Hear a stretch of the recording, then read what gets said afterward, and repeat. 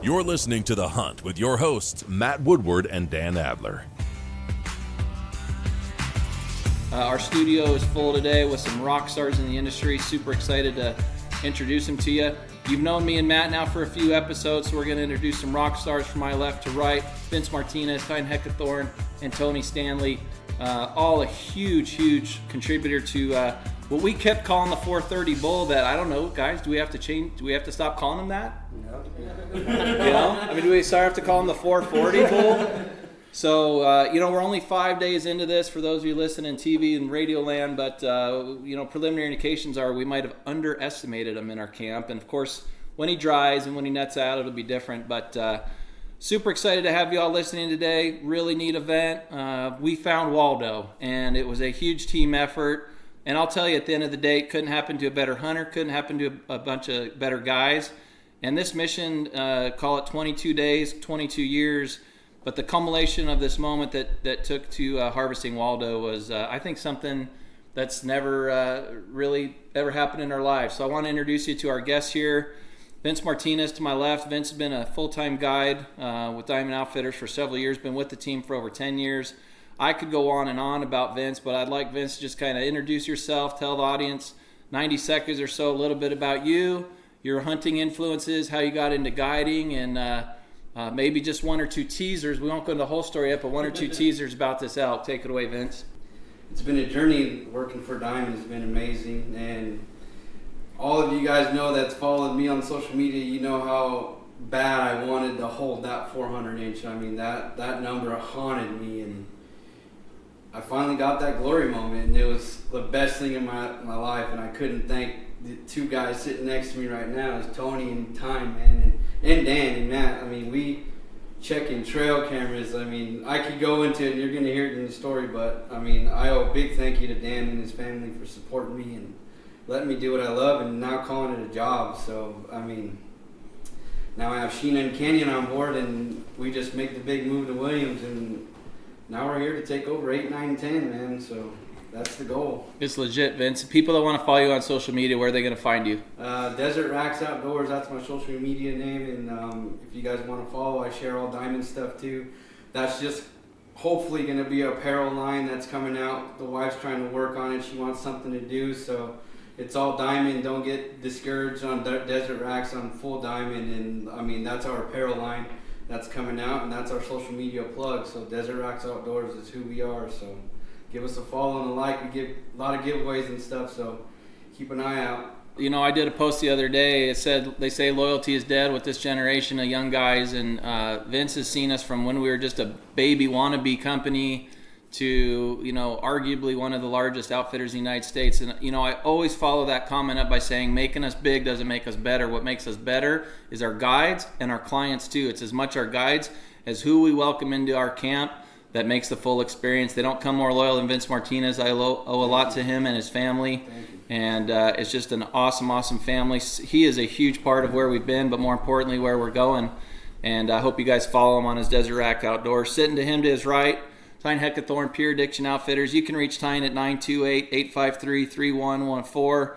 Just an awesome contributor. I had heard of Tyne over the last couple of years, but for me, I really started having some distant interactions with him last year. Vince had that epic 10 hunt last year, and after my 8 client tagged out, I spent the next 10 or 12 days calling bulls in for Vince, and we had some really mega jumbos, and it seemed like everywhere we went to follow this mega jumbo, there was this white truck. And every now and then, we'd look over and I'd look at that truck. I'm like, it says something on the back of that thing. We got to figure out who that is and what they're doing. And I remember one day a bunch of us went up high and I was able to glass it. I'm like, yeah, it's definitely an outfitter. He's got some cool logo.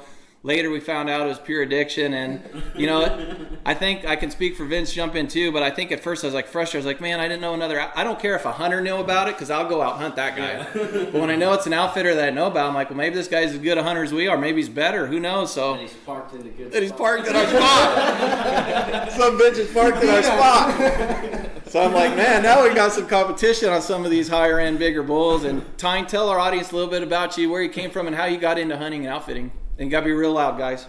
My name's Tyne and Tony. I've lived in Flagstaff, Arizona all my life, and I just came from a huge hunting family. And I worked for another outfit for 8 years, and I wanted to go on my own and try it on my own. And 2016, I started Pure Addiction. Grown from there, like we've knocked down some big critters. We specialized up on the Kaibab, 9 and 10. I got into the guide game and I just never looked back. You know, I love it like, too much. My wife and my 3 kids, they're awesome. They support us so much, and we're in the woods 300 days a year. You know, like I just have a great support team, and I love doing this stuff. I love chasing big animals, and I love doing it with great guys. You know, it's just the camaraderie that's in a camp is just, you can't beat it. You know, like you get asked all the time, like, how do you say that you guys just killed that with 15 guys, you know, or 20 guys? It's like, it's not that, it's just the team, the family that you have. You know, people don't understand how much goes into this stuff to knock down these giant animals. You know, people get lucky and come around the corner and kill a big bull every now and then, but the amount of work that goes into this stuff is second to none, you know, and I like it. Everyone says you should love your job, and I love my job, you know. That's well said. You know, one of the first impressions Tyne made on me, and as I said earlier, I haven't got to know him as the man that long, but one of the first times we got to spend together, he looks me dead in the eye, 29 years old, and he's like, look, you need to know one thing. He goes, my family is in this with me. He said, I don't do this alone. My family's in my camps. My family's, you know, essentially wherever I go. And I was like, I'm really glad to hear that, because you're going to meet my wife. You're going to meet my kids in this business. You're going to meet all our guys. One thing I always tell my guys, especially our full-time guys, is we might be gone weeks at a time. We close down a camp in this forest, and the next day we got to have a camp set up in the next forest. I encourage you guys to bring your families out, and it's the only way to do it. And, you know, I think what Tyne brings up that's always a good time to mention is, I think I could speak for almost all of us, our wives, and you got a great girlfriend too, and Tony, and man, they say behind every good man's a great woman. Well, I know for all of us, it's way more than that. Like, our wives could easily be running this podcast, do it more effectively, and they could tell you, you know, we're out there complaining about our 20-hour days because the sun's coming up early and going down late, and we're going 20 hours and wah, wah, wah, and they'd be like, well, let me tell you what I did today. And I take one look at that list and I'd be like, holy crap, I didn't do anything today. Like, I thought I was a badass. And I look, you did what today, Terry? And karate, and you did that, and you still got him to karate? She still got to grow? What? I'm nothing. So to all the wives and girlfriends, the Diamond Outfitters, and the Pure Addiction crew, God knows we couldn't do it without you. And to add to that, God knows there's not many women who would put up with the outdoor lifestyle. I think we would all agree this isn't a job. It's who we are. We're hunters. And we are non-apologetic hunters. And that's who we are. And quite frankly, you know, I told my wife this 25 years ago when we were still dating before I was married. When I was hunting on the Air Force Base after work in Virginia, I'm not going to want to hunt less because we're married. And I just hope you trust me and understand I'm coming from my heart when I tell you, even when we have kids, I'm not going to be that guy that's like, my wife said I have to stay home. My wife said I'm gone too much. And Terry and all the wives on this team, I know you guys have been there through thick and thin. 28-hour days, and there's only 24 hours in a day, and y'all are working 28-hour days. We know that. We love you. None of this would happen without you. And there was a lot of tears shed. We were fine when we first started to walk up on this bull. There was a lot of euphoria. You're going to hear that in the stories. We're high-fiving and hugging, but I don't think the men started breaking down crying until they got a hold of their wives and kids, and that was when a bunch of adults turned into a bunch of babbling toddlers. So there's a lot of love there because we couldn't do this without you. So you all know what I'm talking about. So welcome, Tyne. Tony Stanley to my right. Just had the privilege of getting to know him the last couple of years. Longtime friend of Dykes and Matt and Vince. And Tony, tell us a little bit about you, your background, how you got into hunting. Well, I started hunting with my father. He got me into the sport and always wanted to be a guide, but never became a full-time guide. I'm a part-time guide. I've guided for Matt now for a little over 5 years in Mexico. This will be my 6th season with him. I do occasional hunt here in Arizona, late season elk hunts here and there, but I'm a full-time heavy highway superintendent, so I don't have a whole lot of time to guide in Arizona. And no matter where I have a tag or friend has a tag, and I run cameras just to help out and do what I can. Tony's first impression on me was a hell of a good one. I'd always known of him through a few guys, and I was excited to meet him one time. And this past, 6 months ago now, my buddy Greg and I, with 9 bonus points, put in for early rifle 10 and early archery 9, which is basically just another way of getting a bonus point or so, we thought. So then Greg and I pull this 9 tag, and of course you and Dykes pull the 9 tag, and so Tony wants to downplay himself as a part-time guide because he's running down in Phoenix, and he's 3 hours from the unit, and I'm an hour and a half from the unit, and I'm a full-time guide and an outfitter. So I'm thinking all high and mighty, can't wait to meet this guy, and wherever his trail cameras aren't, I'll put all mine in because God knows I've got more cameras and all that. Nope. I get up there, I'm like, all right, let's see where these cameras are, I'll hook you up, and he just dumps a map, and he's like, what just happened here? Like, I'm supposed to be helping you, and Tony's got like 35 cameras out. I've got like 12 in the truck and 15 at home and more coming ordered. And so it went from, hey, I'm going to help Tony out to get cameras out for our hunt. This is long before the Super Raffle hunt came to be, to putting out the few cameras I knew of that he didn't have them. And then you guys don't even know this yet. I just would geek out, and I'm like, talking to game wardens, I'm talking to other hunters, I'm talking to other guides. I'm on like Onyx on the satellite while the family's watching movies on movie night. I'm like, I will find a tank. So help me God, I'm going to find a catchment that Tony by God Stanley and Bill don't have a camera on. And I'll tell you what, my favorite day in my relationship was sitting with Tony, was sitting around casually in the camp having a beer. I'm like, hey, let me show you something. You got a camera on this water hole? Nope, never heard that one. I'm like, Rolled down like 4 or 5 more, and he only knew of one of them. Like, mic drop, greatest day ever.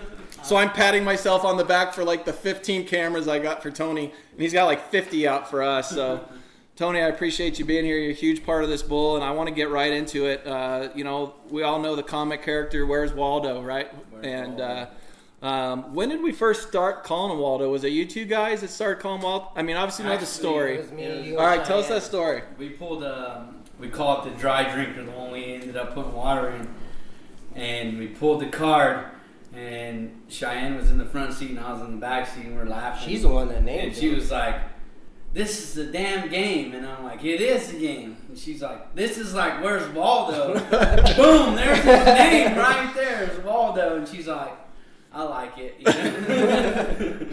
So that kind of stuck, and that's where Waldo came from, is because honestly none of us laid eyes on him, personally laid eyes on him. We no lack of effort trying to lay eyes on him. Every vantage point we could get on, we had surrounded. And I mean, I think Tyne's buddy might have laid eyes on him probably 14 days before we got there or something like that. But So a lot of you guys that listen to our podcast, The Hunt with Matt and Dan, know our affiliation with Best of the West and doing the TV show. So when you think of Best of the West, you think of high spots, optics, big country, glassing, shooting from 500-600 yards.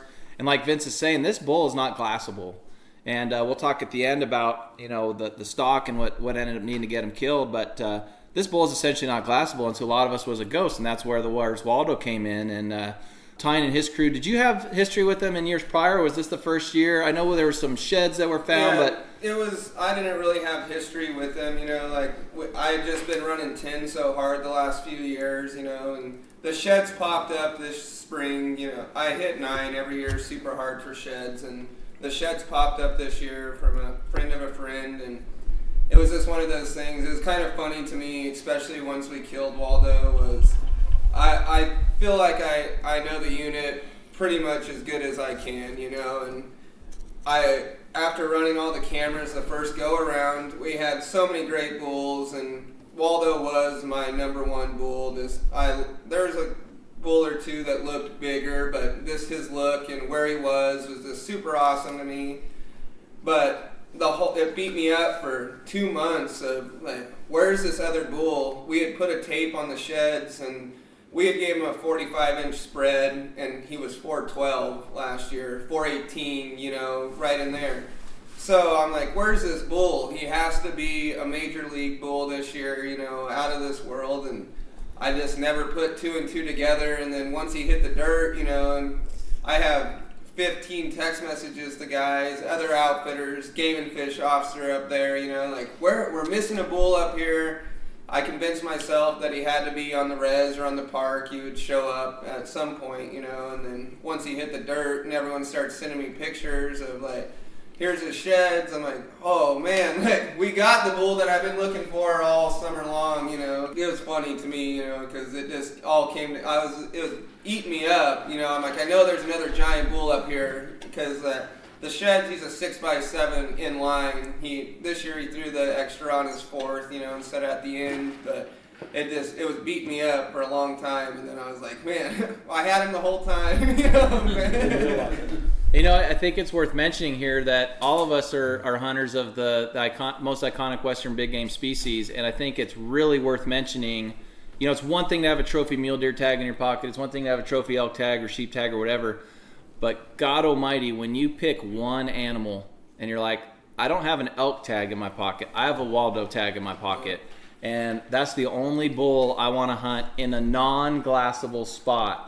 You know, Tony, talk about the additional in a non-glassable spot. Talk about how that kind of plays out. That's one thing that why I give this team that this knocked this bull down the props that out of this world, you know, because it was a grind. Like, it was a hard bull to hunt, you know. Like, it was thick. There's pretty much two options, and it was to sit him on the water or on the salt, or do what we did, you know. And it was one of those things, like, to do what we did, the only day we could have done it, in my opinion, is the day that we did it, you know. And it was one of those things, like, it was, you know, like we said the night before we killed him, I was like, we got to get aggressive today, you know. Like, tomorrow we have to get aggressive. We're either going to blow him out of the country or we're going to kill him, and we killed him, you know. And, like, a gamble that, like, I'll take every time now, you know, but it was one of those things, like, everything played out the right way, because the day that it happened is the only day you could have killed that bull the way that we killed him. Absolutely. What did we get? Probably an inch plus of rain. Yeah. Through the middle of the night, and it stopped at like 3 o'clock in the morning or something. Yeah, And then it started back raining at 2:00 to 4:15. like 4:15. Yeah. And Like, That's me and when we Dan walked. when me and Dan were up on the hill prior, and like, we had made a game plan to get aggressive, and like, it rained. We got up. It was nice when we woke up at 3:30 in the morning, and all right, we got in there, and as soon as we could see through glass, it started dumping on us. And Hard. it rained from 4:45 that morning until 6:30. Yeah. And we just hunkered up under the cedar trees and rode it out, and the best decision we've ever made in our lives, in my opinion, you know, 'cause So I kind of want to come back to that towards the end, because I don't want to give away the whole day of the hunt, but I do want to go back to a little bit of history, and you know, we'll find out in the next few months how old this bull actually is, regardless of score, but we know he's old and mature, and teeth were below the gum line, the whole thing. I want to hear a little bit. I think Tony's talked a little bit about it. I want to hear from Matt and me too about where we first saw this bull. And I'll be the first to admit, you know, when I first saw trail camera pictures of this bull, he was no doubt part of the conversation. He was no doubt part of, hey, if we don't kill him on Mark's tag, I'll look at him again. But in those early June trail camera pictures, there was no, oh my God, Matt, look at this picture. There was none of that. You guys talk a little bit about when you first got some pictures of him too, Tony. He showed up on camera on June 5th, and I sent the picture to Matt and Vince to say, look at this bull. He had the amazing front end at the time, but his backs were nothing like what they finished out. no, he didn't have what he 10-inch G5s. I just looked back at the picture. There, you'd maybe give him 10 Right. on his G5s. So he's definitely looked like he could be something, but at the time when we first picked him up, he was just an awesome looking bull with the giant front ends, and slowly but surely kept growing and growing and growing on us. And finally, the tank I had him on dried up. Then he headed over to Tyne's tank, and I didn't know Tyne's tank even existed at the time. And that's my first picture of him. I looked last night, is June 3rd, and he just wasn't, you know, like, it's a head-on picture in the daylight, and you're like, wow, he's going to be a 370 type of bull finished out, which we learned big time to don't trust the truck. I think my response was 380. Yeah. And then we have another picture, which is a nighttime picture of him. And it's a side view. In side view. Yeah. And his beams look crazy short. Correct. And he looks more like 330, 340 in that picture, Right. just at your first glance. That's when he But And the we kicker just- was the only giveaway We just that's like in. swiped on by. We just kept on swiping, like, oh, another good bull. Right. And The sure second enough. round of pictures, he grew extremely. You know, in 2 weeks he put Yeah. major length on his top end, and But he turned to our number one focus, you know, to Well, the work on videos, this your bull. videos helped me. that videos was clutch. your videos were the. I just remember texting Tony like, "This bull has to die." Like when he's on that saw, like, wow. I think if it was just for trail cam pictures, it'd definitely been overlooked. Yeah. Videos Yeah. were- The early Video, stuff, Yeah, yeah. the early stuff. Like, once I got the picture on June 14th of him at the water and daylight it was game on. Like, I drove from 9 that day, went and got salt, drove back up there that day. Like, me and one of my guides set the salt at 3:30 in the afternoon, and by 6:30 we had Waldo on it, and we had him on there for 6 days in a row in the daylight, you know, and on video mode, and everyone's opinion, like you said, changed. You know, I'm like, this bull's over 400. We were being very conservative, you know, dealing with these auction and raffle hunters, you know, like we were being conservative, but we were being very conservative, obviously, you know, but when the bull showed up on video, he blew socks off, you know, and I've hunted so much on the strip, like I knew that these trail cameras took away from these velvet animals, especially, you know, in the way that their racks look in trail camera, but not 40 inches, you know. It'd be hard to guess. I think when the first round of trail camera pictures come over, you know, and for those of you that are maybe new to hunting or haven't spent a lot of time with elk, you may not know this. Elk antler is the fastest growing antler of any animal, not just in North America, but in the world, and can grow as much as an inch a day. So when you start thinking about trail camera pictures, or you start thinking about a time lapse that our Best of West videographers would film, that basically means you can watch antler grow. And, you know, to a fault, I would say that some of the pictures I looked on Waldo, I was like, yep, next. And to me, quite frankly, up until we decided we were going to make him our primary bull, I was like, he's a great bull, but he's just as good as our top 1 or 2 other bulls. But he had a unique frame that made him kind of sexy and kind of attractive, that we wanted to focus on him. And there's another super raffle / auction holder in the unit. We're giving them some space. We're like, you guys got a couple shooters, we got a couple shooters. They're not that far apart. So let's all just play nice together and help out. And even when I saw this bull on the hoof on our final stalk, I'll never forget seeing him in his bed. I still would have said, gun to my head, he's 405. And when we started doing the walk up and I'm filming in the background, I could just see these guys' reaction. I'm like, I knew they'd be happy for a 405, but then he's like, he's so much bigger than we thought. And then when I remember looking down from the camera, because I wanted so bad to get it, because I'd always realized at this point I'd screwed up and put pause instead of record at the shot. I wanted so much to make sure that I got that moment that I'm looking down. I realized my first 30 seconds or minute of looking at this elk is through a 1-inch viewfinder. And I'm 12 yards from this elk. So finally I look up, and it's just, Terrence, I apologize. I know you got to beep out like 15 seconds of me when on that video, but I look up, I'm like, oh my God, you know, this thing is... I'm videoing on my phone, and you look up and you go, I'm going to throw up. That's exactly right. All I remember is like the first time that we saw him, Tyne was in front and then comes around the corner and his eyes look like they were going to pop out of his head.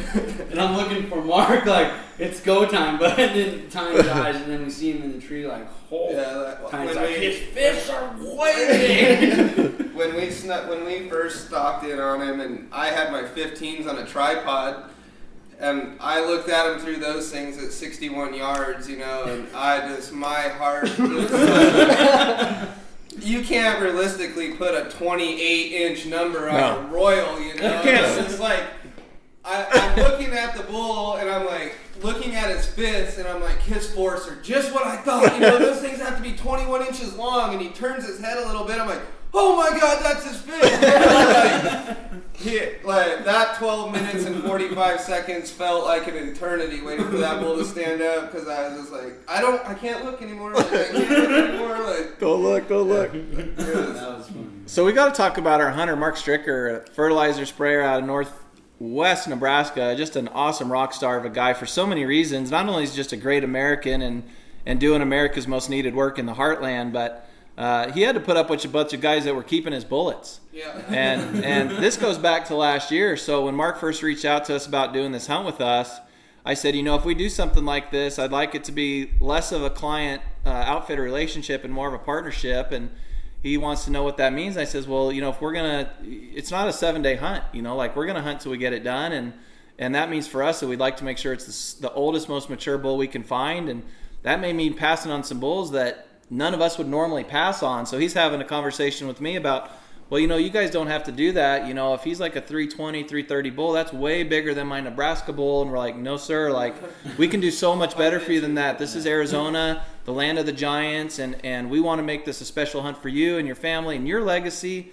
And yeah, it's a partnership for our company too. We can really do some neat things together. So Mark comes out here last year in September, peak of the rut, and due to his spraying schedule out there in Nebraska, he had to come during the early rifle bull season, which is fine. I mean, the elk are bugling. It's a great hunt. The only downside, number one, was the archery hunters had got to pick through a few, and that's just to be expected.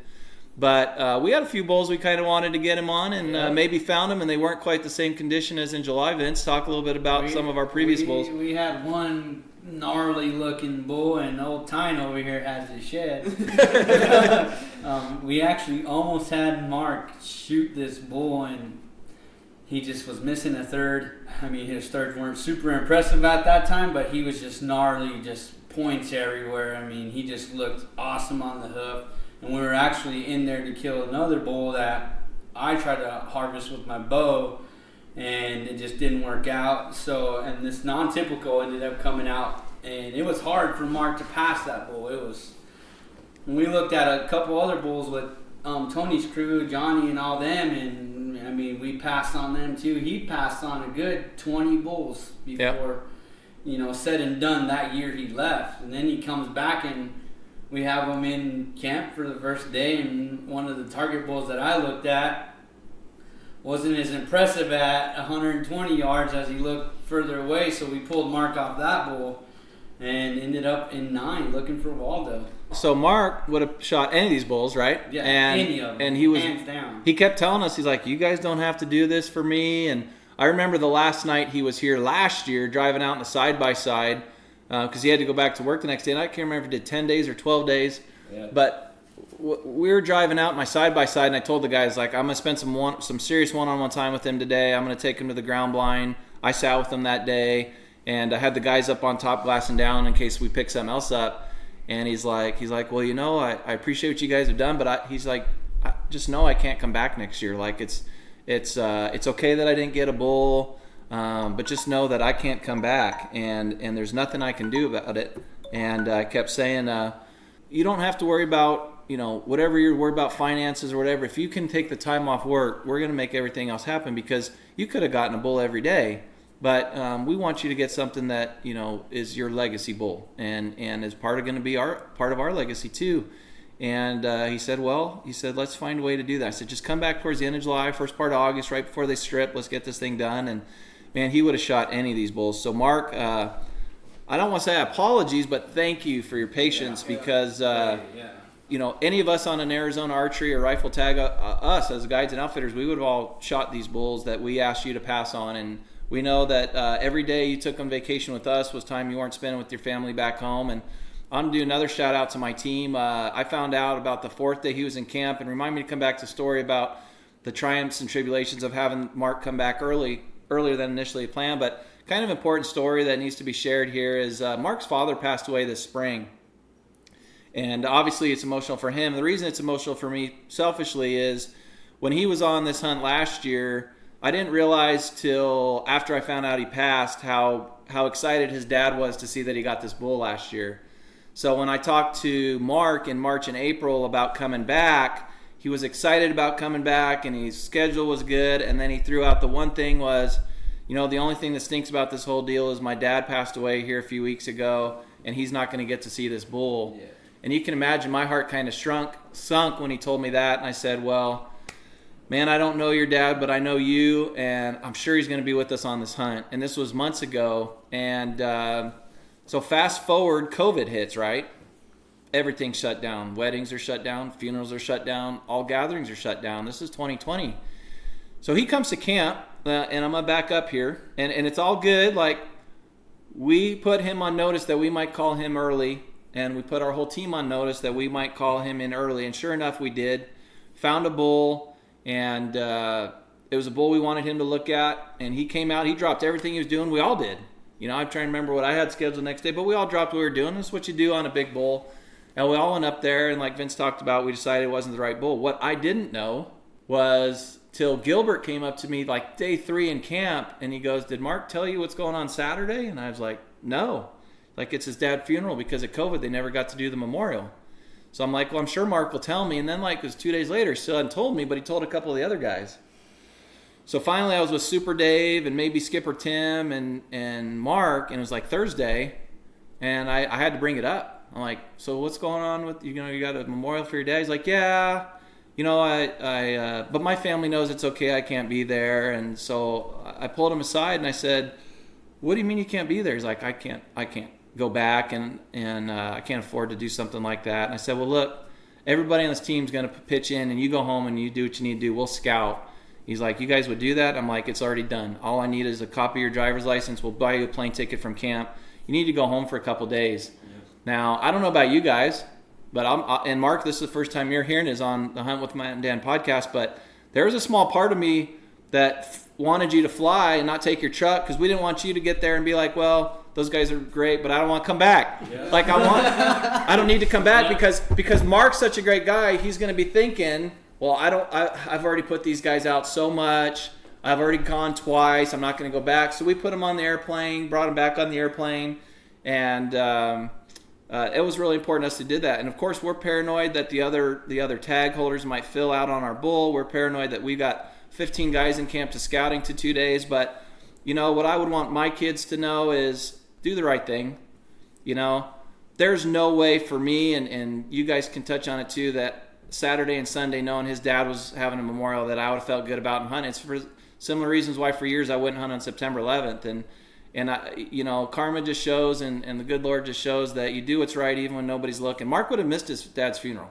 Yeah. He would have stayed. Well, everything happens for a reason. And Yeah. he went home, got himself together, got to see his family, and he's home. He's back in state for a day and a half, and we found Waldo. Yeah, so, it all happened for that reason. He had to go get closure in my mind. Like, that's a chapter now that, like knowing him from previous.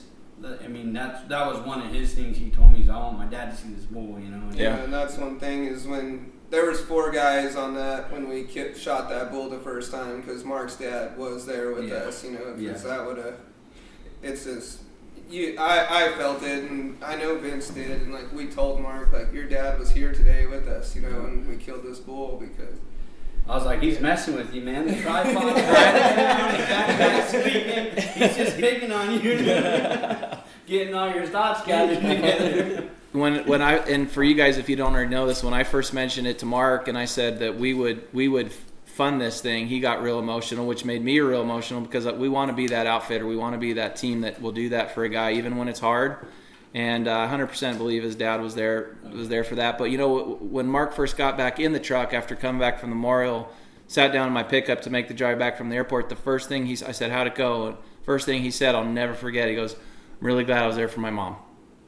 And that is such a testament to Mark and the legacy his dad left behind. And the stars lined up. This was his bull from even my first guiding trip I connected this dot the other day. My first guiding trip in 9 when we killed Corkscrew, and I think it was 2010 or 2012. This bull was probably a 2 or 3 year old calf. So in some ways, this bull has been in our spiritual world, so to speak, for ever since my set foot as a legitimate guide up there. And Mark, I couldn't be happier for you. I'm sorry Dad didn't get to see it, but I'm glad he was there for the hunt. And we appreciate that you were willing to hunt with us, and we appreciate more that you were able to go back and do this. So now let's transition not to the day we got him, but let's talk a little bit about, we've talked about the background, we've talked about kind of how he was a ghost, where's Waldo, he earned his name. I want to talk a little bit about the actual hunt. So if you guys can kind of go back in your minds to the first couple days we were there, we're still dealing with 90-degree temperatures. We're still dealing with sunrise in Arizona this time of year, legal shooting light coming in around 5-ish, without looking at my clock. But civil twilight is so early that our alarms were 3 every day. And you're going to bed at 9:30, 10 at night. Nothing new to anybody that hunts during out west in September. But this is a July hunt, right? So super long days. Sometimes sit in water most of the time sit in water, really. Yeah. And talk a little bit about that. Talk about our different setups. Talk about the day we thought we were all Joey Badass because we had this great blind. Only that we set it up in an overcast day. First day you guys go in there, it's an oven. Talk a little bit about our setups. Talk a little bit about that. I think our biggest one was when we hit the tank that Tyne had him on religiously coming into this water and salt. And we literally sit up the first day and he doesn't come into that tank. And not, us as guides keeping that positive face, but now also thinking when we get into camp, like, where'd he go? Where's his water? Why is he not hitting salt? Like, why did all these factors change within the last 48 hours? I pulled Tony's camera and there's Waldo looking inside a dry tank when we're just totally blindsided. Like, why did you end up back over here, And we as a team, I feel like we didn't put too much pressure into his core area where we were taking total precautions of trying to get in there, playing the wind right, and setting the blind up when it's overcast and then sitting in that evening and you're not just cooking. I'm watching Mark sit there with just sweat pouring down Pouring his nose. Like half asleep with just dripping. And then we set the dry tank blind and don't even see an elk come into the tank. We fill it with water thinking, all right, he stopped hitting the other tank. This is his only option because we covered every tank around him and had no picture of him on camera. And filled the dry tank up, he never hit it. And he's probably never hit it, since we killed him. So Pretty sure he's not Pretty sure he's not going to hit it now. when we cut him off, when Tyne got him up to that point, he was between both tanks. So we felt like he was like, I'm going to go hit the highway tank today. That's kind of what I felt like. And that was just, every 6 days he made an appearance over there and just never stuck around. And you and I spent that one Saturday, spent all day trying to find any other water source in the area. We just couldn't. We did. We found 3 other water sources. So we didn't even know about. Didn't know about. Well, Tyne had a camera on it. The collective we, yeah. But he never hit those tanks. He didn't even think about moving within his mile radius of his core area. And that's this one, and it's a lesson that we all know as guides, and I've done it before. We're all guilty of it. It's persistence. When you're hunting one animal, you got to stay persistent. And he pretty much just slapped us in the face because we moved and he came strolling in. And we're like, the one time, and it always happens. The one time that you don't do it, and the persistence. Once we knew that we were staying right there, we moved, and he's like, all right, I'll show you guys. And one thing I talk a lot about too is on other podcasts, I think our elk hunting podcast, Matt, I talked about elk summer patterns and, kind of a viewer question, if you will, about the value of trail cameras in the summer relative to how that will play out on your archery hunt or your early rifle hunt. And one of the things I've talked about from an outfitter perspective and also a hunter perspective is the trail cameras that you get in May, June, and July, and August are really important, but they're almost more fun and they're almost more data gathering than the bulls you're actually going to be hunting, because once they peel that velvet, once they strip, once they start bugling, it's not uncommon. There's that famous Arizona Wildlife Views magazine I talk about at my Arizona elk sighting seminars where, an elk's core area in the summer might be 3 or 4 miles, and as soon as that rut starts, he might move 100 miles in 5 days, and it's documented time and time again. So one of the things that we were up against in our own moral debates within our team is, hey, he's in a summer pattern. So if we don't screw this thing up, he's going to keep rinse, wash, repeat, rinse, wash, repeat, rinse, wash, repeat until he strips. And then it's a game changer. Or till a legit monsoon hits, or they both start to come together at the same time. So hunting this guy in non-glassable country, and everything's dry, everything's 90 degrees, 100 degrees, ground blind's 115 degrees. Other hunters in the area with scouts in our area putting all this additional pressure on us. And we're sitting there going, in my mind, well, we're still okay because this bull doesn't know we're here. But yet at the same time, I always talk about a mature bull like that. Anybody can kill a raghorn bull every year. But to kill a dinosaur, a bull this old, he's just looking for a change. He doesn't have to get full wind of us. He doesn't have to get full eyes on us. He just has to have something's changed. Hey, this it can be as minuscule as this ground blind wasn't here yesterday. This salt has been freshened up and it's different. Somebody was here. A bull this old just detects change. And like Tyne was saying, the one day we changed where we sat, morning. The one morning we changed where we sat was the morning he popped out in daylight. And what I kept telling Mark and what we all kept kind of telling each other was he just needed to make one mistake and we needed to be there when it happened. And the most funny / frustrating part of the story for me was when we found out that we made a mistake, it wasn't even from us that we figured it out. And what had happened was another outfitter had called me and said, "Hey, are you guys still hunting this bull?" And I was like, "Yeah, absolutely. Why?" And he's like, "Well, why didn't you kill him this morning?" I'm like, "Well, we tried. What do you mean?" He's like, "Well, I got a daylight picture of him on your tank. If you're sitting in the tank, he should be dead." And I was like, "No, we were sitting in the tank. He didn't come out." And he's like, "Well, I'm going to send you a picture. It says he did." So I went running into the guide shack. And I'm like, "Where do we, day 21, all your days start blending together." I'm like, "We sat the blind this morning, right?" He's like, "No, we sat the salt." I'm like, "Oh my gosh, we're 400 yards away." So here we are saying, "Hey, Mark, all this bull has to do is make one mistake. In 20 days, he finally makes a mistake." And like the hunting gods do, God has a sense of humor, we weren't there.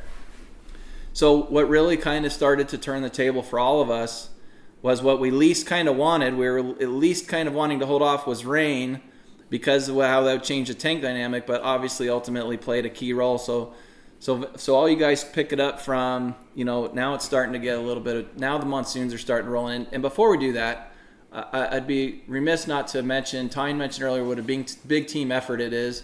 We've got Tony here, we've got Tyne here, we've got Vince and Matt here, but there's a whole bunch of crew that we've got to give a quick shout out here. Guys that were up on the mountain every day: Gilbert Sanchez, Jeremy Roberts, Johnny Moe came in, Dykes came in, Mike Harris and Lane Shitwood, busting their butts, going to glassing spots.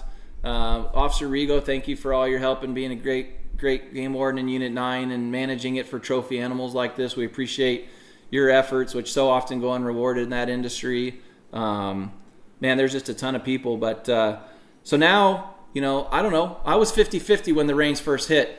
And to be fair, my mindset wasn't initially, now he's got good tracks, let's go find him. My initial mindset was all he needed was that one break, that first big monsoon, or to strip that velvet, and we were going to start over from scratch. Where was your guys' mindsets? I think our gut that morning was like, walk to where you've been sitting. He's bedded between us. Yeah. Remember that? That was our go-to scenario. And Well, that's of course, what we did. when the rains hit, my gut turned. I knew that it wasn't going to be a feat in the next 72 hours at least of a storm of that caliber sitting, and that's why that night, we made the decision to get aggressive, and getting aggressive put such a gamble on the table that we would never ever see this bull again, and to how it happened was not my expectations, that's what I wanted to happen, but I figured it would be a jump shoot type of thing, and it was scary when the rains hit because I was like, oh man, it's like it was our last chance, in my opinion, to kill the bull before he moved a long ways. The velvet on him was coming off. When we killed him, I think we had 5 days max before he was stripped and moving. So I think that right now I want to say thanks to the rains, but I was scared Thursday night when there was a river running through camp, that it was going to turn into a whole new ball game, I want to hear everybody's full story from start to beginning of the next day. And I'll start it off by saying, because Mark's quote when he came back up to me on the hill is priceless, and we can say it the one time, because T can blurt it out, but I must start with my perspective of that morning was same thing. We're all fearful of the rain. We all know we need to change up our tactics. And I step out at 3:05 and I look up and it's just a crystal. I could see a million stars. I'm like, all right, this is exactly what we need. This is the break. We got the big rain, but not quite enough necessary to fill up all his water holes where he's totally going to change. But like Tyne said, we're down to our last 2 to 5 days. And then if we don't kill him then we have 20 more days of hunting for a different bull. Yeah. And I was to the point where I was sending guys we sent guys to different units to start glassing. Mike and Lane were rock stars. They bailed out. to go check different units. We had Chris and Pat in 3C, guys out in 1, Clay Smith, Lee Hop, and Lee Hop, man, like every day beating out the Coco. Great shout out to Lee. Thank you, Tyne. And just guys all spread out, and hell, half these guys hadn't even met Mark, and they were all working this hard to try and find him a bull. And so for me, we get out there, we got a great plan. We're going to start coming in from the north, get the wind. Tyne and I are going to get up high. Vince and Mark are going to start with kind of call it a small, old school still hunt, where you're actually going tree to tree like a bow hunt. They do their thing. Tyne and I it takes, 3/4 mile, half a mile walk to our glassing spot. And I'm like, this is perfect for about the first 15 minutes, and then the skies just opened up. Yeah, just let loose. And you could see it coming, and it was coming. It was coming big. It was coming fast. And so we took cover. I mean, you couldn't even glass 50 yards. Yeah. These guys were still off the side of the hill at that point, and they come back up, and what does Mark say? You ain't no fucking meteorologist. He got his shoulder and he's like, I gotta tell you something. Because I had made the mistake of telling him, it's a blue sky day. It's going to be an awesome day. And these storms, Tyne and I you couldn't see 10 yards out of your Swarovskis. They just fill up. And so we bailed, and then we kind of rallied back when the boys came back. And we didn't even bail. We set it out, But yeah, we made our way to you guys. Yeah. All 4 of us, by the time that Vince and Mark got on the hill, we were dripping wet. Yeah. Soaked to the bone. So they call rain gear, but you'll notice they never call it rain-proof rain gear. It just helps a little bit, but we're all soaked to the bone. There's nothing we could do at that point but hunt. And we're at the situation now. It brings me back to, and there's moments in my hunts that bring me back to some of my military days, and this morning was one of them. That the level of focus and determination in my guys' eyes brought me back to my military time on a mission. And what was cool that morning was we're like, well, what do we need to do? Well, we know where he's at. We have good reason to believe. And again, I'm going to have you guys tell your story, the whole story too, because we did 4 different things at the same time. And the call that was made up on that hill, which was the right call, was from where we were to the tank that Vince and Skipper Tim filled up was 2.7 miles as the crow flies on GPS. And it seemed like a logical decision. We had the wind, we had the fresh rain. If you're an elk hunter, a good rain is one of the best times to kill an elk, especially a mature bull. It knocks down the scent, knocks down your wind, and in this case, it makes tracks. Like no kid in old school Africa, track them up tracks. And the decision was made that I was going to glass for about another hour. These guys were going to make their way towards that other tank, which as the crow flies would have been 2.7, but trying to scatter out and find tracks was going to be 3 or 4 miles. And the decision was made that those guys were going to head down. Of course, I took the camera with me. Big mistake. And I was going to be the one that went and got the truck, met them on the backside so they didn't have to walk back. So I glassed for another half hour. I see them kind of making their way. And I've got these great patches where if they do bump them, I can see them and I can say, okay, we bumped them, which also would have worked okay thanks to the good work of Mike and Lane, who were south of us, who if we bumped them south would have picked them up. Plus Gilbert, Jeremy, Johnny Moe was on the big mountain, and they could have seen him out from the east side. So we had this perfect plan in our minds. So I don't see anything, so I go back, I'm texting, making sure everything's good, and now I'm driving back in Tyne's truck, and it's a half hour to get all the way around to the loop. So I get all the way around to the loop, and when I get to where I'm going, I park, I shut off, I don't even get out of the truck. I'm so exhausted at this point and so wet that I'm like, I just want to bake in Tyne's, like the greenhouse effect of the truck. So I'm just sitting there, and I lean the chair back, and next thing I look up, and it's been like 25 minutes, so I realize I passed out, and I look at my phone, and I get a message from Tyne. He's like, whatever you do, don't drive to the parking spot I told you to go. The bull might be 300 yards from you. And I look at that and I write back, I've been here for like 45 minutes. I hope I didn't screw this up. And so maybe 15 minutes more go by and I get a message from Tyne, one of the greatest text messages I've ever got. And it's a picture of Waldo bedded down. He's like, we got him at 60 yards. And I'm like, oh man, I legitimately started saying my prayers. I texted my wife. I'm like, we got them bedded. This is Diamond Outfitters. This is how we kill stuff. We find them in their bed and they're dead. That's the long range thing. That's the whole deal. And really, any good Western hunter, that's what you want to do. But usually it's at like 200 to 800 yards. And Tyne texts me. We got him at 60 bedded. And I'm like, what more could we ask for? Everything is starting to line up. So I'm expecting to hear a gunshot, and I don't. And then I get a text message that we got a bullet in them. So at this point, he says it's not a great shot, but we got a shot. And at this point, they let him. Well, they'll tell you about their boots on the ground at that point in a minute. So the decision's made that Mark is between the adrenaline and being up at 3 for 20 days in a row or whatever it is. You know, he needs some nutrition. He needs some Gatorade. We need to get some calories in him right now. So we launched an effort to get over them. So at this point, this is the first time I meet up with the guys. And Mike and Lane came with me at this point. And we waited about an hour 20.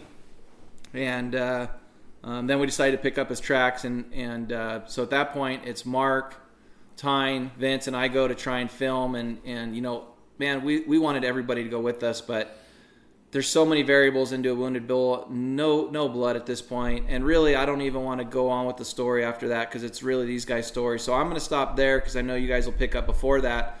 But if you guys would, in your own words, and I'll start with you, Vince, kind of pick up from, since the audience now knows what I did after I left, you guys kind of talk about what you remember. I got something to, you know, before that all happened, I texted Tony that night. We were going back and forth like, man, we want to, you know, get aggressive, yada, yada, yada. And then it was like, I got high hopes for tomorrow. I forget exactly what I said. I just pulled it up. It says, Real loud, Tony. it says, I have high hopes for tomorrow, buddy. You're going to be able to see Waldo tomorrow night when you get in camp. Rest in peace, Waldo. That's what I said. And that was, the statement came true, you know.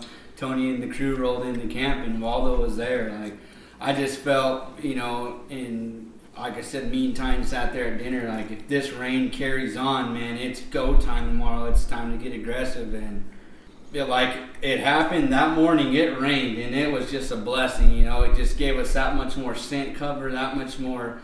And I'm sitting there cutting this trail, and I find this bull track with Mark, and I'm like, Tyne, this is him. Tyne's like, no way, man, he's double that size of the track. And he goes around the tree. He's like, here he is. This is his last night's track.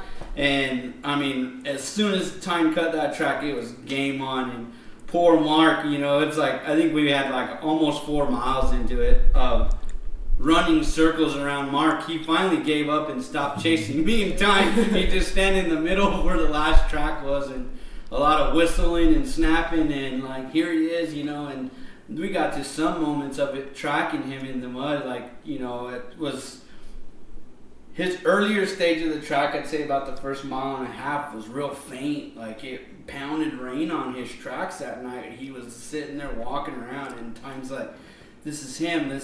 And then we get to a part where he jumps his tree, and we have no idea how he even fit through this tree.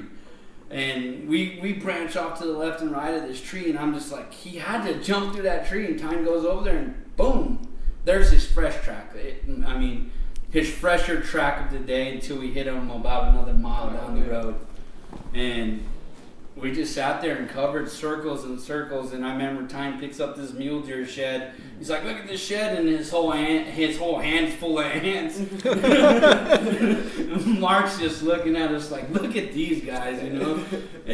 We get to the first bench where we think she goes up, and, you know, Waldo doesn't go up. He skirts.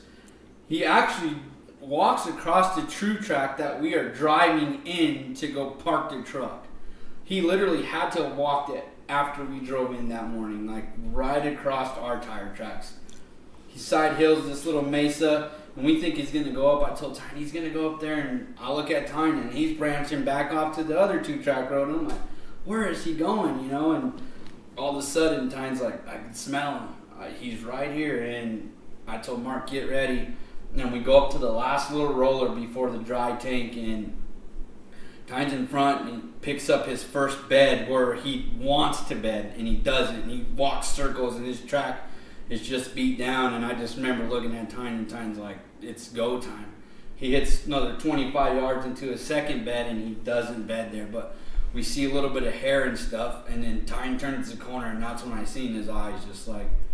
And I look at Mark, and Mark's trying to jump over the log, and I'm like, get over here, like, come on. And we turn the corner, and Tyne puts us in front, and I put Mark on the tripod with the Triclops, and he's pretty solid for about 3 minutes. You know, he's sitting there, you could see him shaking at first, and he finally gets himself together, and then the tripod head just goes,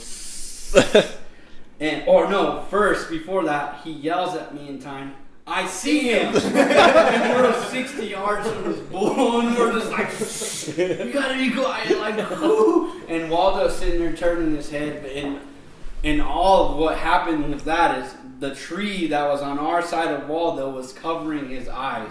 All you could see was his nostril and the back part of his ear.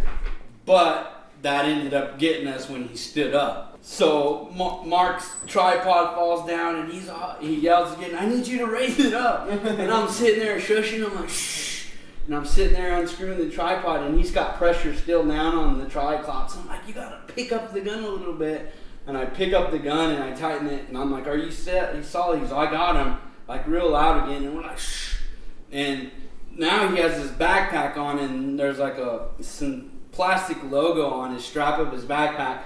And the butt of the gun just going, Oh, jeez.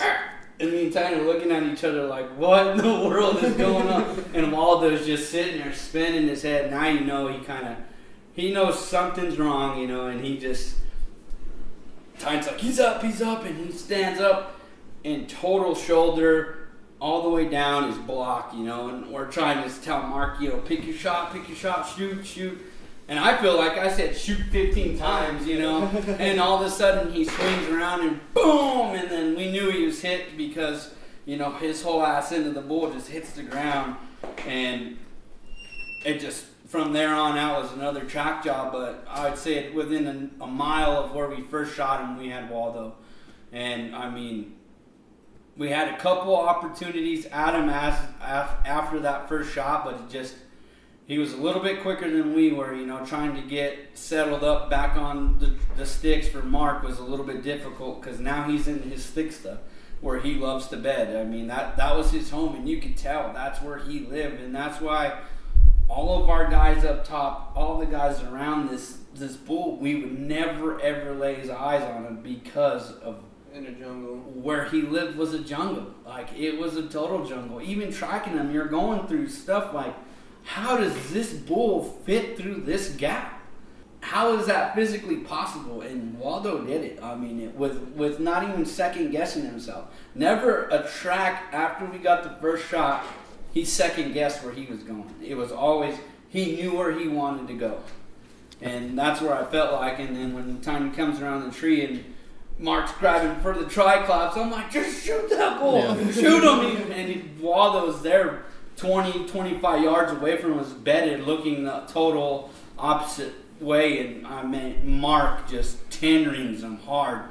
And we literally see Waldo take off, and probably another 30 steps later, you know, he's hitting the dirt. And I mean, right there, just as a guide, that's the moment you look for. And like I said, I was just a part of this. I owe a lot to Tony and Tyne and Dan. I mean, these guys are just, you grinded as much as I did, you know, this much time away from home, and everyone's story is going to be, you know, similar but different. Like in Tyne's vision, what you're going to hear right now is different than mine. But for me to see this guy right here just blood dog, you know, trail, and then he starts branching off, and then I pick up the trail, it was just like total teamwork right there. And that's what got Waldo killed. I mean, yeah. We went to his home. Pushing your luck, we pushed it hard that day. Mm-hmm. And we both told each other, like, it's going to happen or it's not. Like, he's going to go. And we feared, the biggest fear was north. If he went north, we were done. We wouldn't see Waldo again. So, I mean, Tyne, go ahead and take it, man. What's your perspective on that? I would just like to start to say, you know, from the night before at dinner, that I've hunted with a lot of guys through Arizona, you know, and Vince is one hell of a hunter, you know, and when two guys that know what the hell's going on get together, you know, we just clicked, and we talked at dinner, we're like, Vince knew the country good enough from the last 12 days of hunting it, and I knew it from the last 12 years of pounding it, you know, that we made a plan, and it was bulletproof in my eyes that we would put eyes on Waldo that day. If we killed him was a total gamble, you know, but in the 6 hours that it took from sunup to put a bullet in Waldo, there was 3 words spoken between us, you know. It was all finger motions, and it was eye motions, and it clicked the whole entire time, you know. There was never a moment where it was get your ass over here, or what the hell are you doing? You know, it's just click, click, click, click, click. And I want to start it off with saying, Vince, you're a hell of a hunter, and I really enjoyed hunting with you. And Same goes to you, buddy. And but in my perspective of the story, you know, it starts again back in June when we built the salt. You know, that he was so protective over it. He wouldn't let any other bulls hit it. You know, they would try to come, he'd run them off. You know, and once I got those videos, and you guys will see the videos in the future, it's that you'll know why. Like I'm 30 minutes away from the unit, so I couldn't leave it alone. You know, every 3 days would go in there and look at him. How much bigger has he grown? You know, but I learned that track in that time. You know, and he had a freaking buffalo of a foot. You know, that night at dinner, I envisioned finding his track. You know, in that soft dirt and tracking him down and seeing him at least. And honestly, my thing was, as much as Mark had set and how much effort Mark had put into this, you know, I'm like, we're at least going to show him this damn bull. You know, it might be him running away in the last time he sees him, but we're going to show him this damn bull that we've been targeting and that he's only got to see a picture of, you know. And Vince hit it on the head, you know, like we went down there and Vince was like, here's a track, man, here's his track. I'm like, that's not his track. Like, trust me, when we find it, you'll see, you know. We walked a couple more 100 yards and we cut a track, and it looked like a 5-day-old track, you know, but that morning rain, I was like, this is him for sure. I'm like, we might be 3 days behind him, but this is him. And we tracked him probably 250 yards, and we found a pile of elk scat, and it was wet. You know, it wasn't warm, but it was wet. And I'm like, we're within 12 hours of when this bull was standing here, you know, and I knew in my heart that it was him, but it was such, you know, like doing that was such a gamble, you know, like I've said so many times. I'm like, let's go. And we took off on him and we tracked him for, like Vince said, a good 3.5, 4 miles until it got to where it was rained in, but it was that morning rain that we had set in for that 2 hours, you know, and I'm like, we're getting close. We crossed the road that we drove in on. And I'm like, dude, this bull crossed on top of us, which means it's since 4 o'clock this morning, you know. I was like, now we're within 5 hours of this bull at this point. And you would look at it, and as a guide, you know, Vince was like, you had to go that way. And I agreed, you know, like it's where he went was not logical, but it's why he's big, you know. And he did the total opposite thing that any person would thought he would do. And we tracked him another 700-800 yards from that point, and the track got to not be reined in anymore. And like we made it a joke on the tracking him, like he shit 20 times, you know, and it was cold. It was wet, but it was cold, and we crossed the road and he shit, and I reached down and I touched it. It was warm, you know, and I was like, we're close now. It's go time. We got up on that bench, and you know, I've hunted these elk and deer enough, and you know, like they start checking beds. You know, I'm like, he's gonna lay down here in the next 300-400 yards, and I told Mark and Vince, like, it's like now, like we were already going slow. I was like, but now we go too slow, and we probably walked. It felt like another mile, but it's 80 yards. It's gonna get western. That's it. Mark. It's about to get western. It's about to get western, and we walked probably another 80 yards, and I came around the tree, and I can't take a claim to fame of being a pro or anything. Like, we got lucky. We didn't blow that bull out of the country. You know, we played the wind right, and everything just fell into place for us. And when I came around the tree to get 61 yards from a 440-inch bull and him be clueless that you're there is a huge feat just for me. Absolutely. You know, to be standing that close to a bull that you could shoot with a bow and have zero idea that you're there. And he was wide awake, alert. You know, it's not like we walked up on him snoring. Like, he was on a pivot. But we had the wind right. We were extra quiet. You know, the rains the night before really helped with our sound on the ground. And I mean, it's like we talked about the night before. I told these guys, like, we're going slow, and what you think is slow is 10 times slower, you know. And we were going slow when the track was 14 hours old, you know, and to get to right there with him is, I feel like, only reason it happened is because we went slow from the start. You know, we never pushed it. We knew what we were going in for, and when I walked around the tree, like Ben said, like my eyes almost popped out of my head. You know, Sure. I've been in that country so much. I've seen some huge bulls, but you see 5 seconds of them, and hear branches breaking, and you never see them again. You know, to standing there for 12 minutes and 44 seconds at 61 yards waiting for this bull to stand up, you know, that my knees have never hit each other so much. I was shaking like a leaf, but Mark kept it cool. Like, me and Vince kept it cool, and when he stood up, I was, there's your opportunity, you know, like what we've been waiting for, and it was no pressure. Then it was like, shoot, Mark, shoot, Mark, shoot, Mark. Mark, shoot! Mark, shoot! Like, come on! And this is all whispers, you know, and Mark has hearing aids, and I'm like, can he, like, Mark, shoot! Like, you know, like, I didn't know if he couldn't hear us, what the deal was. I'm like, shoot him!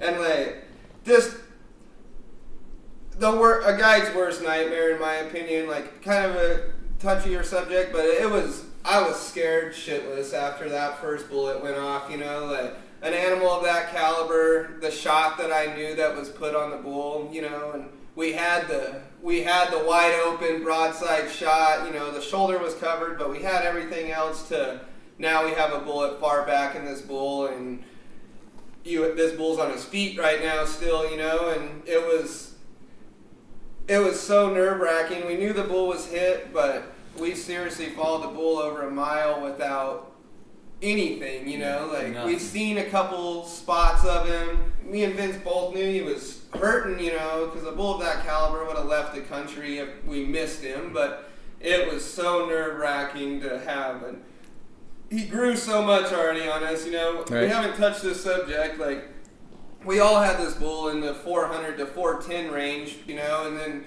we walk up on him at 60 yards, and I look at him through a pair of 15s on a tripod, and I'm just blown away, you know, and I'm like, this bull is over 420, you know, he has everything you can ask for, some more, and then I'm waiting to walk up to him, laying there at 60 yards, and it turns into a whole nother 2.5 hours, more miles, you know, and like my stomach was in such knots, you know. Tyne, for the listeners, where'd that first bullet hit him? The first bullet hit him right in front of the hind quarter, right in the paunch, quartering hard away. So, you know, it hit a lot of important things, but it was so close with, you know, a 210 grain bullet. The bullet did its job inside, but the hole, you couldn't stick a pencil in, you know, and the first mile, there was not a single drop of blood, and he kind of backtracked himself. He crossed that same road again and went up on another ridge, and we topped up on that ridge, and it was seriously like a pencil eraser on a white rock, a drop of blood, you know. And we shot a buck in the strip a long time ago that the same thing happened, you know, close shot. The bullet just pinholed him. This guy had double lunged this deer. We followed him for 3 miles, you know, before he finally got sick and died. And that's what kept running through my head, you know, and that's when we found that drop of blood. I told Vince, we called you know, like, let's just give him some time now. You know, he's hit, he's sick for 100% now. Like, it wasn't a fluke. Like, he's hurting.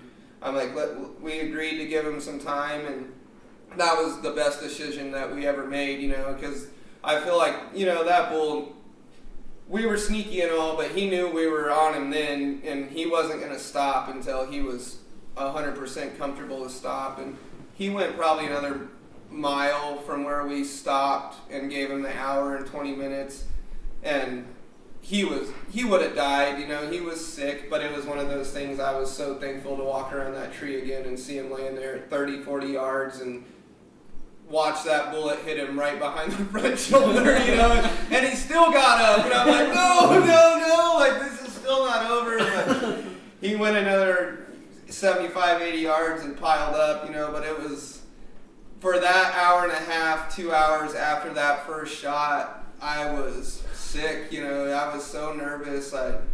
I've shot some big animals with clients that we have not recovered, you know, and that's the worst thing anybody could ever dream of, you know, and it was just such an awesome experience killing him the way that we did, you know. We grinded. Sitting in that blind was no joke, you know. It's sitting in a hot box, it's miserable, you know. You're sitting there, but it's a freaking mental grind, and these guys, they grinded it out, you know, but to kill the bull the way that we killed him was such a awesome thing to be a part of, you know. It's to track him down and kill him in his bed, and a bull of that caliber it's the highlight of my guiding career as of right now, for sure. That's beautifully said. And one thing somebody asked me kind of on the spot, what popped out to my words was he was a warrior bull and he died a warrior's death. And I think it was my conversation with you. And what was also cool about for me, and I want to hear how you guys in a minute here, Matt and Tony, first heard about the bull actually being dead as opposed to we hope he's dead. But what was another conversation that you and I had a couple days prior to that was we were just kind of having a transparent conversation about our businesses and how we'd grown our businesses. And one of the really cool things that you and I talked about, compliment to all you guys, was that, you know, as you grow your business, you bring different guys in and some guys kind of come and go, but you build your business around your killers. Yeah. You know, these guys can be your best friend in camp. They can be your best friend when they're your guide. But when it's time to get serious, like, we can flip that switch. And there's some really great guides in this world that will never be killers, even though they're semi-successful guides. Yeah. But for those of you guys, when you're shopping guides, you know, differentiate between the killers, because the killers are the guys that get it done time and time again.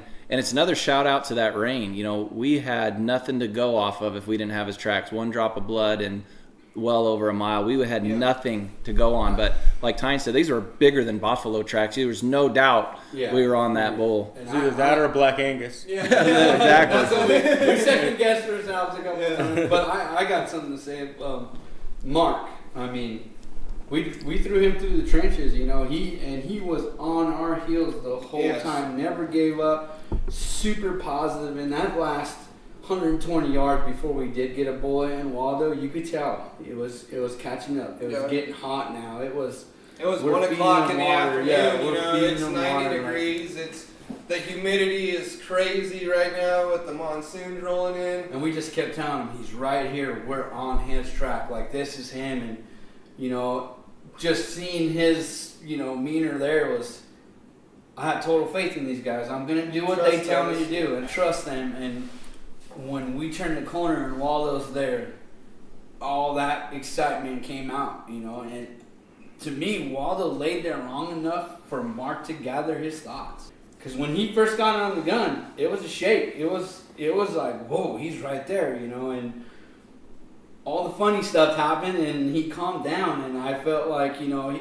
he sat there and contemplated himself. Should I take this shot? Should I take this shot? I should take this shot. But in the end, he did make a good shot. You know, it wasn't the best shot, but it was a shot that it slowed Waldo down. Made him sick. And it made him sick. But I got to give kudos to Marcus.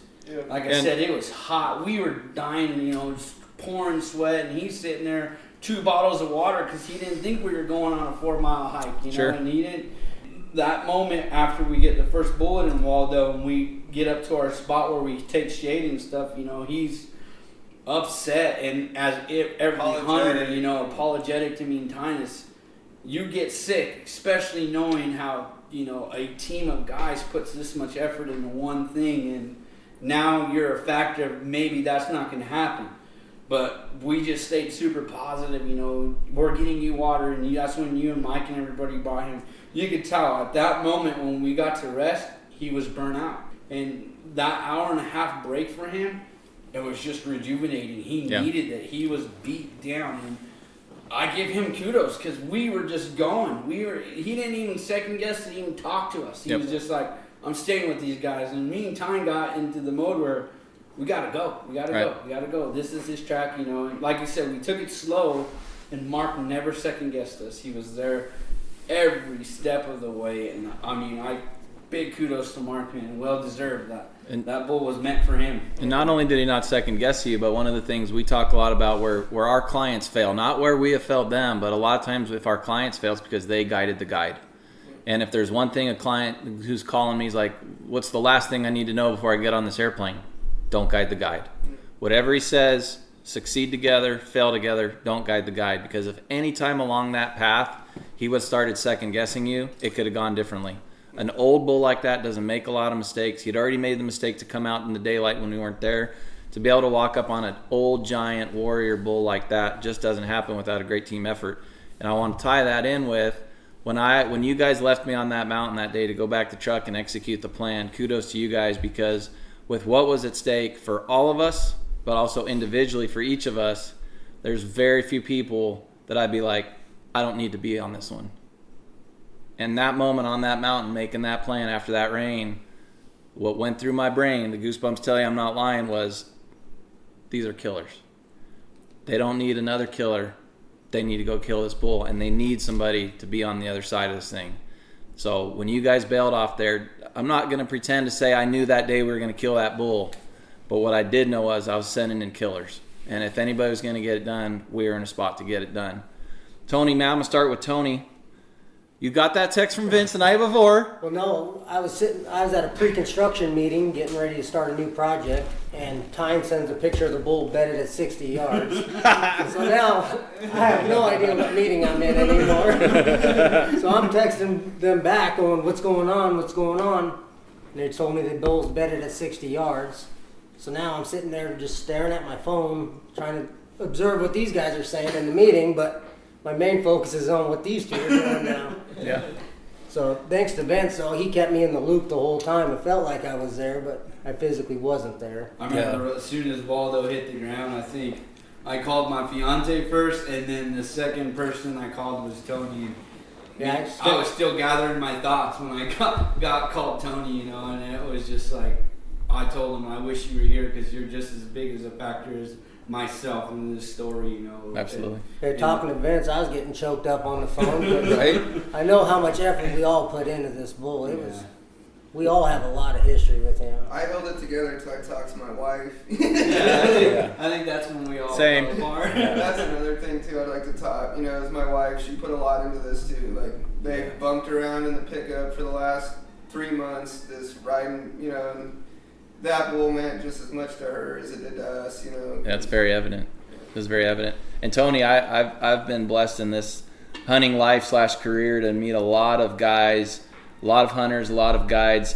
I maybe can think of 2 or 3 guides, I've not told you this yet, I'm telling you now, who are as selfless as you. I mean, anything I needed, any camera, any salt, any key, everybody holds that stuff at bay. Nobody wants to share all that stuff. And from the moment I met you, whether it's my relationship and your relationship with Vince, whatever bonded us together from day one, I knew I was going to give you that kind of free reign. I had no reason to expect that from you. Right. And for you to give me that much, here's all my keys, here's my combos, here's this. And I'm like, let me send you some gas money, let me get some salt for you. What do you need? Because I really thought I was going to be driving that train supporting you. And man, you were like, I've maybe met 2 or 3 guys out of thousands of hunters. So I think one of the reasons why you've been successful, but why you're going to continue to kill big shit, is because you lead by example and you want to see people be successful, even if they're more successful than you. You don't meet a lot of men like that in 2020. So I can't wait for us to share a camp for our archery bull, because it's been a hell of a journey so far. And we got 4 more bulls to kill in there, and maybe more. And maybe I have a surprise for you when we wrap up here in a little bit. But Matt, tell me about how you first found about this bull getting whacked. I know you knew we had him at 60, right? That was last year. Well, I knew he was dead when the 60-yard text came in. Okay. Of him laying there live. we had killers in there, and at 60 yards in his bed, I was high-fiving a few people. I was just like, that's a wrap, you know. And so basically that was a wrap. The next 2 hours were a little excruciating. We just sat in the shade of a few trucks. Jeremy and Mike and Lane and Gil and the 5 of us or so were just hanging out on the side of the road because we couldn't go in there. We didn't know where anyone was at that point. We didn't want to push the situation, drive a truck in there. So we're parked at the gate, like laying in the shade for, I don't know, hour and a half, 2 hours until we got the final call and made the final rush into you guys. So when you first walk up on that bull, what are you expecting to see compared to what you actually saw? When you're walking in, take us through that moment. You already know he's big. Yeah. But what do you, I mean, Yeah. you've seen a lot of dead elk. Yeah, What's so- your walk up like? It's pretty hard to explain because you can't. It's hard to fathom those kind of numbers. You walk up on this big frame bull and look at G4s that are like 27 and 28. It was hard to say those numbers. Yeah. Even staring at them, you're like, it's pushing 30, but you can't say 30. Yeah. You're going to sound like an idiot. Everyone's going to laugh at you if you said 30. But standing over the bull, you're looking at it, and guys are holding their arms up to it, Yeah, armpit all the way out to the tip of their arm, and it's coming out to their wrist and stuff. And it was pretty special to see everyone's reactions and all the excitement. It was just a pleasure to spend some time with some killers. Like And, when we taped him the first time, I thought we did something wrong, because I was sure of it. Such a big number. you can see me in the video. I'm like, huh? Oh no! Everyone's like, yes! And everyone jumps up, and I'm like, whoa! Stop! Redo the math. Like, there's no freaking way. But when you get numbers like that, 21-inch fists and 28-inch royals and 58-inch beams. Yeah. 67 mass. and a half inches of mass, or 67 and 3/4 total. So what did we have him at on the ground dead? I know we measured him in camp. When we left his carcass in our minds, what did we have him at? 420 plus. Yeah, I had him at 420 plus, and Yeah. that was That's- just figuring around with him. And that's all anyone would say. Everyone was like, wow, he grew a bunch. Yeah. And I know Tyne said a couple times, like, this bull blows 420 out of the water, guys. Like, you're like, this is, you walked up and were like, that's not a 420 bull. Like, it's not. So he blows 420 out. So a postscript to this is now that we've got him, I'll say quote unquote unofficially at 28 and a half on one side, 27 on the other. I've had multiple sources tell me that no matter where this bull scores in the top 5, 10, or 20 all time, that there is not a recorded bull in history with a 28 and a half period inch royal. Yeah, that's so all my years of picking up sheds, looking at all these giant bulls, talking, I've never even heard Never of it. even heard of it. You see that freak Tyne occasionally? not even close. Yeah, you see that freak Tyne occasionally, like that super third on a bull sometimes. yeah. It's like, woo, big old 31 32-inch third, third. yeah. Yeah, that happens and stuff.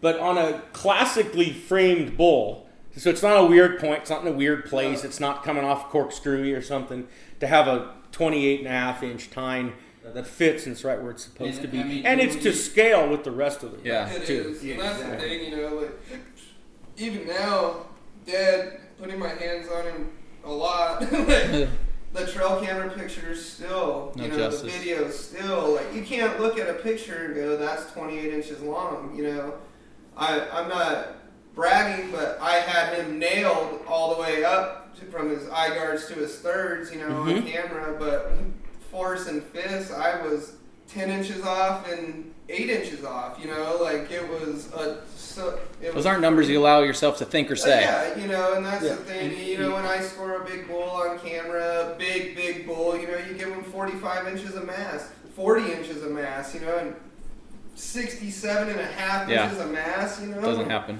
Last year I hunted one of the biggest bulls I'd ever seen in my life, with my wife on the archery hunt, and once I walked up to this bull and I'm like, holy shit, these bulls are the same category, and for a clean 6x6, and you guys put your hands on him, you can't put your hands around his eye guard, Right. Let alone his Anywhere, beams. anywhere. Or Anything, anywhere. There's not a point on him where you can touch your fingertips around, and I think, even in pictures, I know what he scores, and I've held him, and you can't phantom that number, it's such a big number, he's such a big bull, and I've got to be a part of killing a lot of big deer, but I never got to, the biggest bull I'd ever guided was 396, and I never got to break that 400 number, and it's been a goal for 15 years to break that 400 number, and to break it by 40 inches, blew me away, and then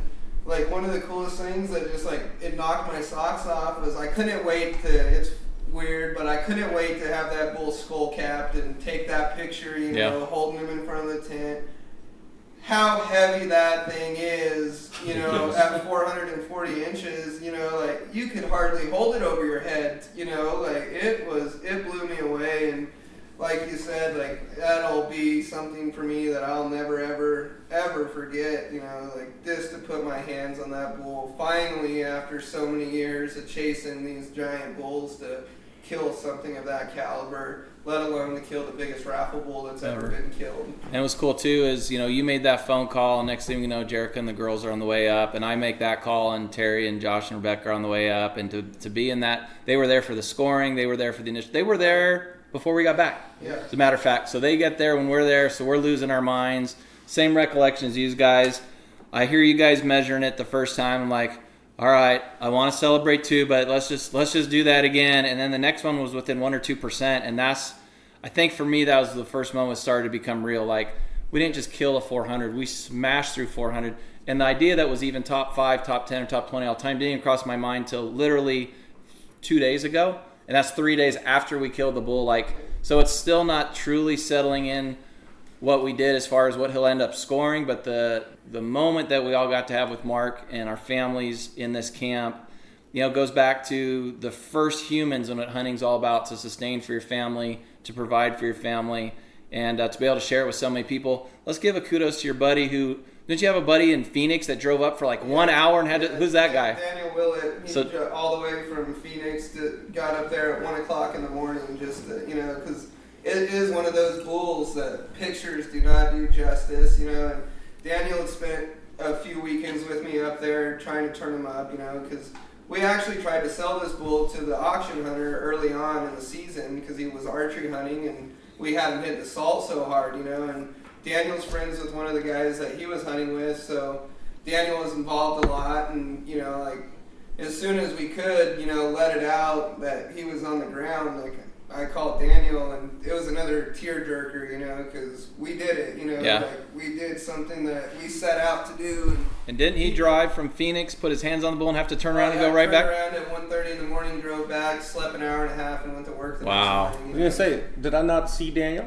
No, we were in bed. I didn't know Daniel came. I was there. The old guys were in bed. I was just trashed out at 1 o'clock in the morning. He came, put his hands on it, and good for him. Back to work. What a stud. That's awesome. Rigo pulled him over at 1 o'clock in the morning. Did he really? I love it. I didn't know that. Yeah, but no, that's a thing too, is like just that afterwards, you know, killing the bull is so special, but that night, you know, celebrating, seeing everybody, you know, like, just the high fives, you know, genuine.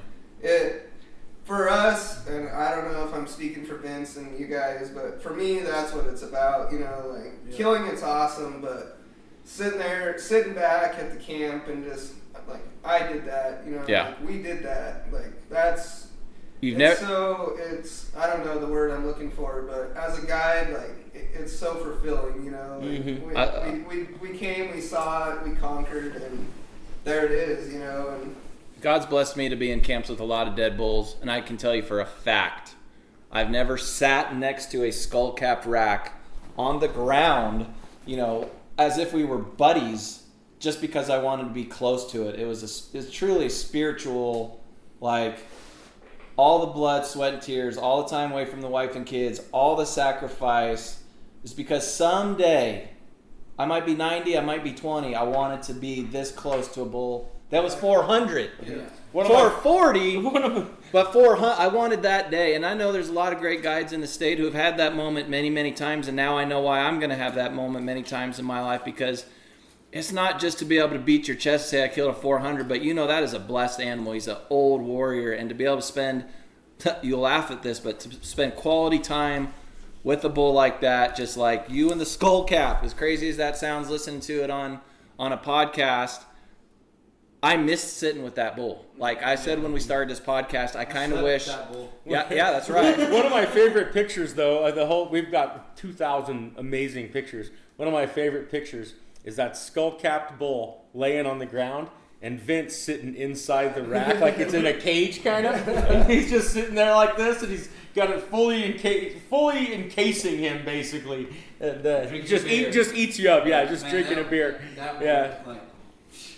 You know, like I spent we spent 12 days. I spent 12 days with you guys trying to kill this bull.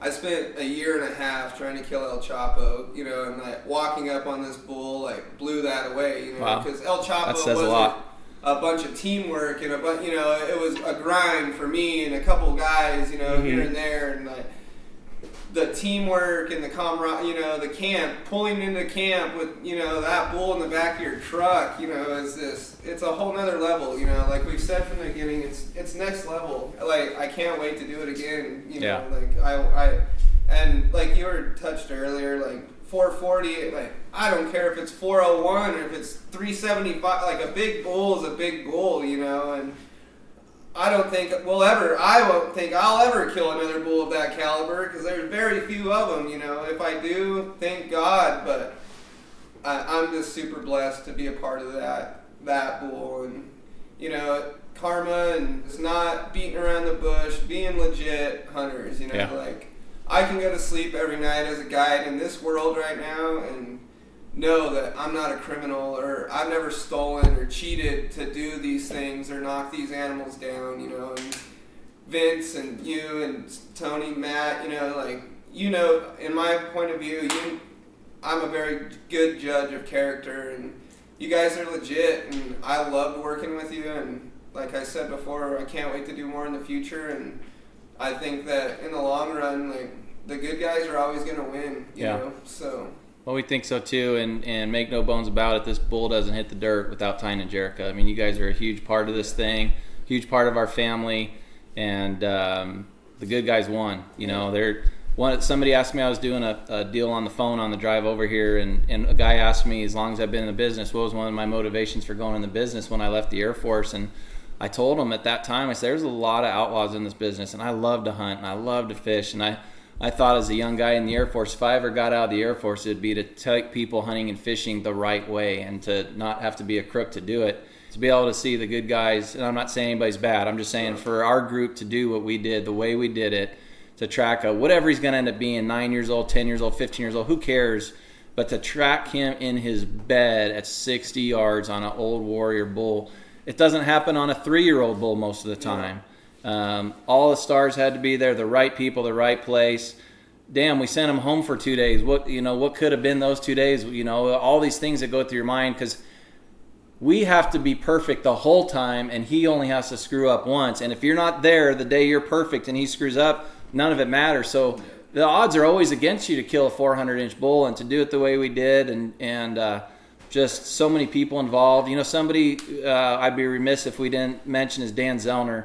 There's very few guides in the state, maybe 1 to 5, that have more miles on their truck and have gone through more tires than Dan Zellner. Dan, you're the man, whether it's antelope, whether it's elk, whether it's deer, whether it's just picking up the phone when you think I need to talk to somebody. You are a rock star with Diamond Outfitters, a huge part of our past and our future, and you have a ton of time on this Super Raffle bull too, and I know Mark appreciates it. And I guess we're going to get ready to wrap here. I got something to say, though. Please. I really want to thank, like, you know, Tony wasn't there with me and Tyne at that moment, but 18 weekends of pulling trail cameras, Absolutely. Sam Cheyenne, and, you know, Zoe and Heidi. Zoe, And you my guys dog. know- My dog. You guys know who Zoe and Heidi is if you got cameras in night right now. That's all right. You got Bill and Bill out there. You Yeah. got Chicken Wing and BB. Bill. You know? So I owe a big thank you to him. He knows, you know, just on a friend level what, to me, to hold a 400-inch bull was. And I told him, I don't need nothing else. Nothing else matters to me right there. I just want to hold that number. Yeah. And, you know, Waldo suppressed that number just dramatically. Like, that might be, and I'm going to say, the biggest bull I've ever been part of killing. Because that number is unheard of. Like, that is a number that's just not around It's every not tree. realistic, You know, yeah. like 400, okay. Right. 440, you know, Waldo might be the biggest bull of my life that I was, you know, even part of. Right. And that right there just made him even more special in my life. Absolutely. And, you know, I take a lot, and I need to thank my fiance Sheena, and she's at home with, you know, I brought Bentley up for 17 days or something, but then she gets them two and a newborn. You know, it's stressful for her. Sure. And I thank her a lot, and I thank her for. I wish she was there, you know, at that moment, but I did FaceTime them when Waldo was on the ground, and that meant a lot to them. And I mean, I think Tyne and them, your family, man, awesome. It was just the camp we had was just meant to be. It was second to none. And like when Waldo hit the ground, every hour someone new in camp was there. Just like, this is why. Yeah. This bull is why he's here. And, you know, and we celebrated hard, but it was worth it. It was worth it. It was so worth it. And I think, you know, like I said, that to me, you know, is I want to now hold more 400s. Like, that's the mission. I got it once, but now I don't want to stop. It's a drug. It's there. It's now. But like I said, Waldo might be the all-time one. You know, Sure. just because 440, you can't say that. You know, it's 440. We can say that. We can say that as a group of guys sitting here. Like, 440 we inches. helped kill a 440, and he had the best name in the world because he was never seen. And he went to one of the best guys in the world. One of the best guys. Mark was awesome. Well-deserving guys. Yeah, right you there. hunt with so many guys, and you know, there's some of those guys that don't deserve it. You know, and like Mark deserves it 110%. 4 tickets at $25 each, $100 in raffle tickets for a tag that I've seen garner up to $360,000 on auction. You know, just couldn't have happened to a better guy, couldn't have been a better group, couldn't have come together better.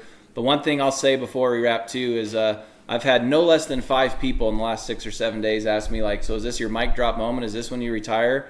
And it's like, dude, I don't know why, but all I can keep telling people is we're just getting started. That's it. We're just getting started. And new door. We've been in business, 17, 18 seasons now, and for some reason it just feels like day one. But that's because we're so blessed by God. We're so blessed by this animal. And I want to give a shout out to Bob Stevens and Eddie Glochet over in San Carlos and White River Apache. They taught me at like 15, 16 years old, you treat animals with respect. You can hunt them as hard as you want, but what you don't know is when you get one, they actually sought you out because you're right with them in the spiritual world. So yeah, maybe you think you hunted Waldo 22 days, but he eventually gave himself to you because you guys were worthy opponents. And if that's true, I know we respected this bull, and that's why I know there's going to be a lot more Waldo spirits coming to us. And thanks to Bob and to Bishy for being huge influences in my life. Thanks again to all of our spouses. And again, Diamond Outfitters, diamondoutfitters.com, ZeroOutfitterFees.com, PureAddictionOutfitters.com, Tyne's at 928-853-3114. Matt, where can everybody, you do all this great work on these admin pages. All of us are going to be sending out more pictures on this bull. So I'm going to have everybody go around, make sure we know where you can find them. You manage a bunch of the big sites. Where are they going to be able to see these elk pictures? Sure, you can definitely find us at Diamond Outfitters on Instagram and Facebook, both Zero Outfitter Fees and Diamond Outfitters. And of course, follow all of our personal pages from Tony and Tyne and Vince, myself and Dan. We've all got personal pages as well. And we also help run a few of the pages like Coos Deer, Desert Mule Deer, and Hunting Arizona. So you'll see it pop up on a few of those, I'm sure. Tell everybody again where they can follow you on Desert Racks. You can get Desert Racks, at Desert Racks. And if you guys stop by and check it out, buy a hat or a shirt, we're going to have a shirt made with the old glorious Waldo on it. So get a shirt while you can. And Desert Racks Outdoors where you can find us. You can find me at Drop Tyne on Instagram or at Pure Addiction on Instagram, and then Facebook's just Tyne Eggethorn. So. You got anything you want guys following you at on Visible? I'm on Tony Stanley 387 on Instagram, and Facebook's just Tony Stanley. Awesome, and Look out for their bulls. They're about to knock down a 9, guys. It's about to get serious. Yeah, we've got at least 4 more tags coming up in September this year, and this podcast sounds like should be out well before that. I'd be remiss in closing here, and you guys jump in if I forgot anything else. But guys, we live in the greatest, freest country in the world, and we're in a time in our country where there's a lot of craziness, a lot of upheaval. But what I know is none of us get to do this if it isn't for our service members and our first responders. Army, Navy, Marine, Coast Guard, Air Force, all of our cops and sheriff's deputies, firefighters, our EMTs, our Border Patrol, our Customs, and our ICE agents. man, I'll make it real clear. I have no job. I have no job in this industry if you're not out there protecting our rights to hunt fish and defend our Constitution against everybody. And we're just so appreciative to all of you for your service. And don't let CNN fool you with all their anti-cop BS. We love you guys. You make the world go round. You make the world a better place for my kids and everybody at Diamond and Pure Addiction. We appreciate you guys so much. And if you're listening to this in a remote camp overseas somewhere, God bless you. You're doing the real work. We're just over here chumps having a good time because you're letting us. And God bless you, and we love you guys. And we missing anything? Is that a wrap? That's it. That's a wrap, boys. That's it. That's a wrap. Thanks for listening to The Hunt with Matt and Dan. We'll catch you next time. The Hunt with Matt and Dan is brought to you by the premier half-day fishing boat out of San Diego at H&M Landing, Zero Outfitter Fees, and Huskama Optics.